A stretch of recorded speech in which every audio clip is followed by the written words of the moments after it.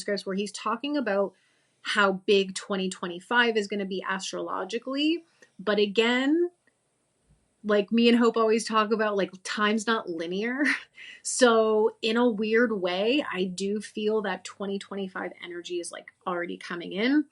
So he says, like, in the year 2025, he's looking at the fact that we're going to have very harmonious configurations between Neptune, Uranus, and Pluto, which are our collective consciousness planets. So he says, such harmonious configurations happen once every 500 years, and each time this has happened, there were renaissances. There was many inventions, the age of discovery, the revival of spiritual awakenings, art, all that kind of jazz. And so he says we are now repeating the same pattern again in higher pitches. We are reaching the trigger point that happens once every 500 years. So this will be 2025. We will have Pluto in Aquarius. Neptune is going to shift out of Pisces and into Aries. And then Uranus going from Taurus to Gemini. So we have like massive fire and air energies. I think the most interesting of that is going to be, well, they're all interesting, but Neptune going from Pisces to Aries very much feels to me like that's what's going to kill the savior programming, because Pisces has that shadow, you know, like the age of Pisces, and they would always associate the symbol of Pisces with Jesus.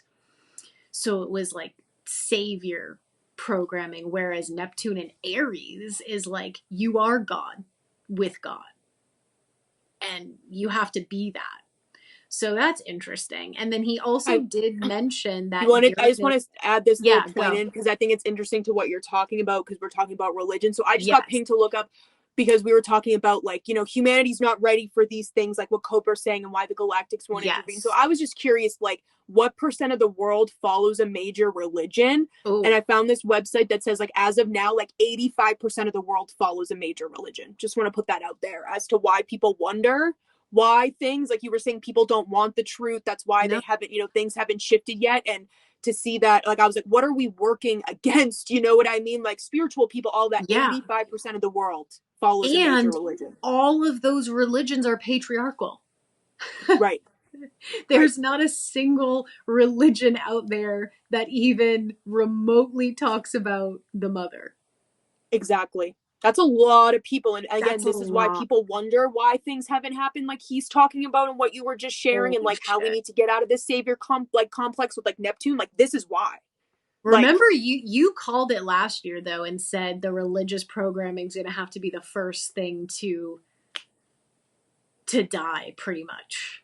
It has to. I think Ben Fulford put out something in the last like 6 months where he was saying like Christianity needs to be exposed, because like that has such a strong hold on our programming and our beliefs. Literally. So like that, you know, religion potentially has to be the first thing to fall, because that's what's keeping so many people like in these strongholds. And like, I agree with you of like Neptune and Pisces, and that changing, like that savior programming, like not wanting to the cycle to end. Like Pisces at the end of the zodiac sign and starting a new cycle. Like, we're so comfortable, we don't want to take these spiritual leaps. And it's fine if we don't want to as a collective, but the consciousness and the planetary transits will force us. Yeah, I think that's literally what is going to happen. And I mean, Uranus and Gemini is a whole nother animal that we can talk about later. But that, to me, that is like the death of the mind. Like, that is really the energy for me of like, the mind will implode by that time. Like, if you are still deeply in the mind by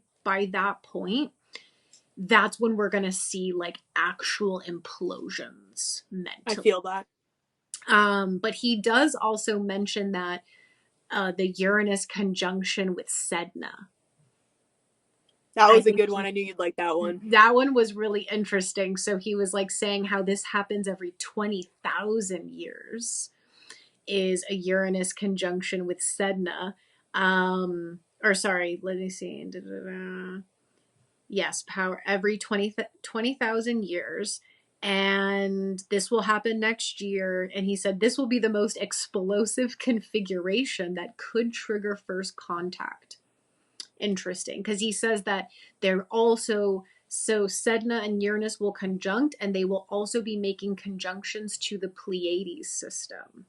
Yeah, and then isn't Haumea in the mix, and Haumea will change into Scorpio next year too? Yes, that Haumea will go into Scorpio, and he said this will signify the beginning of the new age and revival of spirituality. It's so crazy too, because it's like beside like the major planets that we know of, and Yeah, we act like NASA is the top of the pops with their yeah, technology, yet there's so many asteroids beyond Pluto in the yeah. trans-Pluto belt and all of that, and Mm-hmm. how all of those are feminine archetypes, and they Yep. all till this day, besides very few people that want to go into that in Mm-hmm. terms of astrology or human design, like the few people we know, they still to this day get barely touched Yep. mainstream wise. And that, I feel, yeah, I feel like that is probably why they also don't explore the asteroids, and why, in their version of the solar system, we only have one fucking planet that's feminine, Venus. Right. That's it. They don't even like remotely talk about Mother Earth being feminine, obviously. So that is No. really, I mean, I do feel that the more we look into the asteroids and like where they're transiting, that's like gives us a lot more clues than sometimes like what they're tracking as far as Mm-hmm. the planets. Now, the other interesting part, which we talked about, was the Sirius A and the Sirius B thing, where he said Sirius is a very important star system, blah, blah, blah. And he says Sirius was one of the rare stars that were not affected by the great forgetting of 1996, which we know 1996 is when Mom said the Anunnaki and the Illuminati surrendered to the light, but the Cabal did not, and they basically upped the ante of darkness on the planet. So apparently Sirius was not affected, but he says one rotation of Sirius takes 50 years.